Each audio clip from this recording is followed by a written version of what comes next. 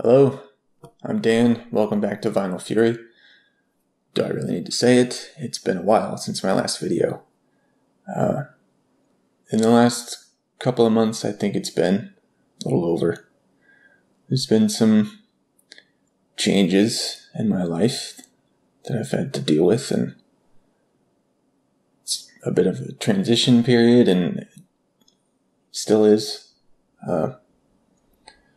I haven't been listening to a whole lot of music, or at least not until pretty recently. And I haven't been buying much, very little. And I've actually been getting rid of a lot more than I've gotten. I took out probably 4 crates worth from my collection, and what I couldn't sell at a record store, I donated to Goodwill. Just really trying to go through and decide what I really don't need. There's way too many records that I've purchased and listened to once, and I don't know if or when I'll ever listen to them again, even though they're good records, for whatever reason. Just kind of assessing and do I really need to keep this, or is it worth whatever money it is, or am I going to miss it if I just donate it? So we're going through that process. I've sold quite a bit on Discogs and eBay. But I have purchased a few. I guess we'll just start with Record Store Day, which I think was not too long after my last video. And I only went out to get 2 things specifically, which I did get. Did my usual and went to 2nd Avenue Records in downtown Portland. I showed up probably around 7 or a little before. I think it was about 7. And there was only 20 or so people in front of me. So I figured my chances were good. And what they do is put out boxes in a row. Everything is mixed up. So it's not like one record is all in the same place.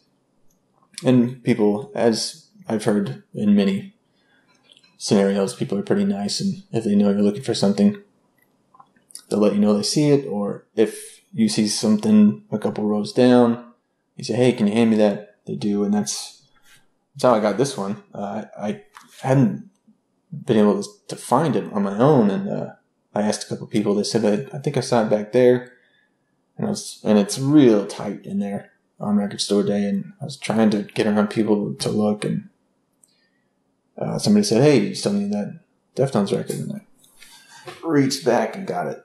This is B-Sides and Rarities. It came out originally in 2005 on a CD-DVD package that I got. And I had with me on the road, and the band that I was with, we had our trailer stolen right off the back of our van. We were watching a movie in Bradenton, Florida. I will never forget it. Came out and our trailer was gone.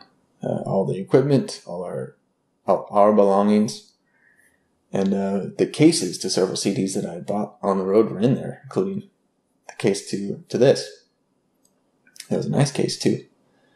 So they put this on vinyl for the first time for Record Store Day.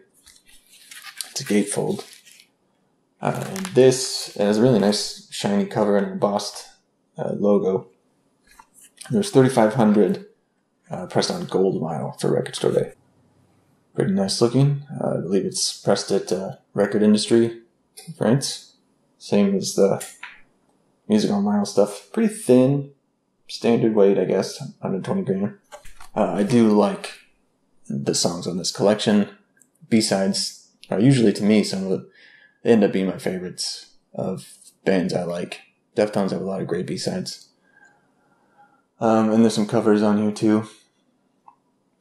Really great collection. Also comes with the DVD like the original CD does. This is now available in a standard black pressing in record stores. So you should be able to find that. Another one I was really looking forward to. I've been looking for an original copy for some time.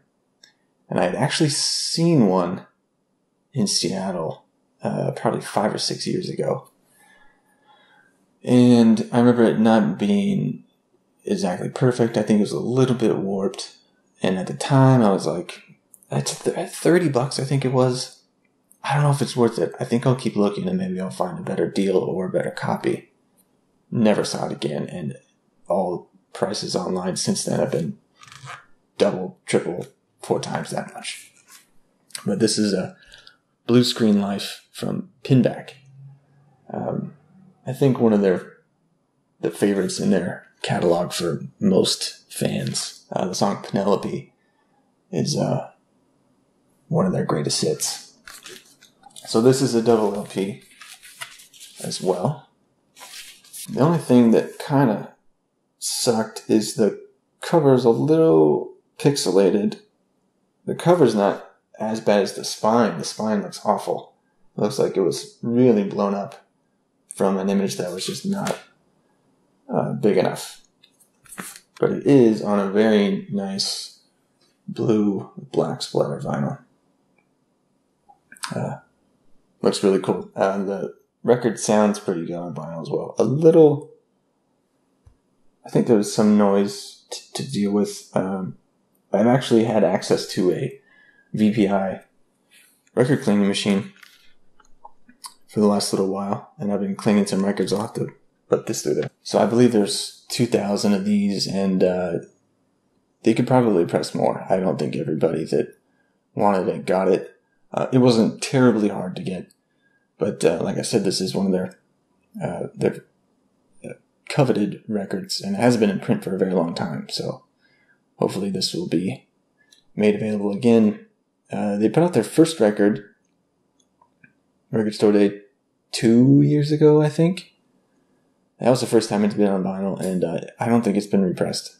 And that goes for probably 3 or 4 times what I paid for it then. So hopefully the label, I think Ace Fu Records, does some repressing of these. Man, I've only gotten through 2 records. I might have to do another video. I don't think that I've showed any of these Sonny Stitt records that I've accumulated over the last several months. And it's been so long now that I don't remember for sure where I got them. But this is one that I've looked for a while. I've looked for copies online and whatnot. This is Stitt Plays Bird. Charlie Parker was a big influence on Sonny Stitt, and I believe somewhat of a mentor as well. And I've looked for this for some time. It's got one of those really cool melting paintings that were used for several Atlantic jazz records. I believe there was a Coltrane one. Coltrane Sound has the same motif that I really like. So it's cool to finally find this. I think this is a second pressing.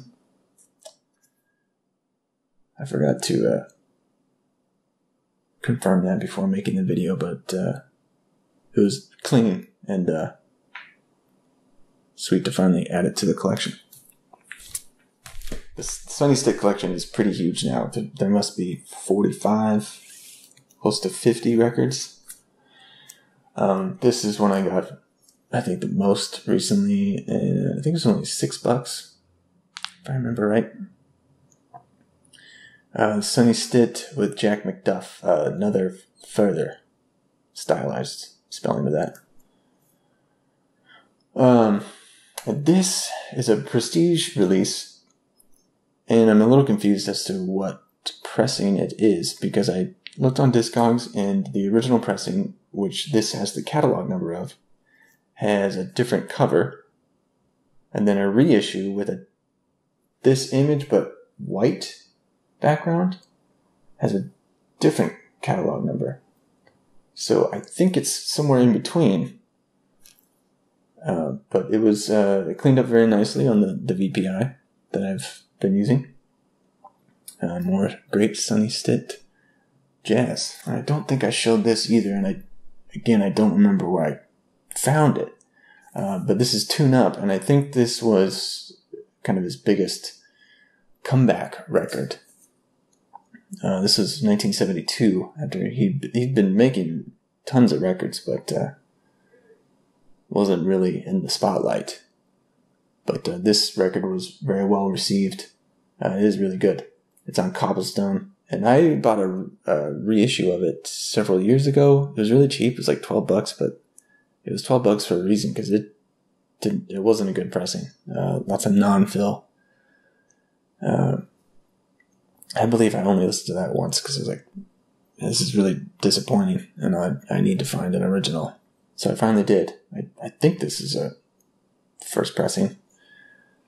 Again, forgot to look up those details, but what does it matter? Great record. Finally found that one. J Dilla, JD Donuts. I've been meaning to get this for a while, especially after watching that Stones Throw documentary, Our Vinyl Weighs a Ton. This is on Stones Throw, a reissue from a few years ago. This is his last album. I think it came out either right before he died or right after.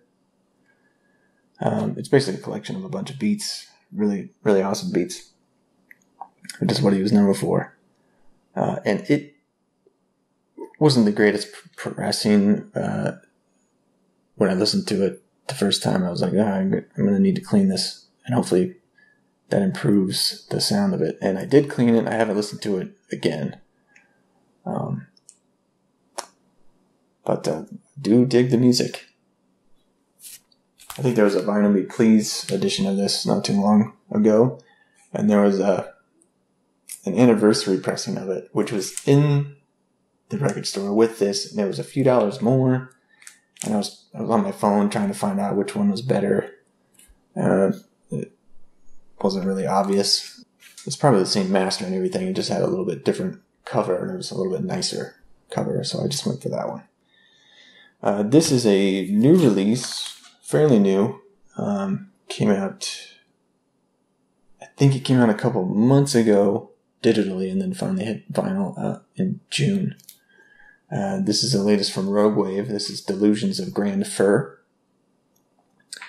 Definitely a bit of a throwback to older Rogue Wave sound, indie rock. They used to be on Sub Pop. They've bounced around labels. Seems like almost every album for the last 4. This is on Easy Sound. I really like the cover art, and I love the yellow marbled vinyl. Looks really cool. It sounds okay. It did seem to me that there was a bit too much of a cut on the low end. I had to turn the bass on my amp all the way up, and it still kind of lacked the warmth on the low end that I know was there on the CD because I listened to it in my car and everything. So that was a little disappointing. But great record. Definitely a summer vibe. If you've ever been into Rogue Wave or bands like that, alternative indie rock, folk rock, maybe a little bit, definitely check this one out. So I am going to split this into videos. So there will be another one up shortly, and I'll have some recent records to show and some ranting to do about them, and several things. So I'll be back soon. Until then, take care. Enjoy your music.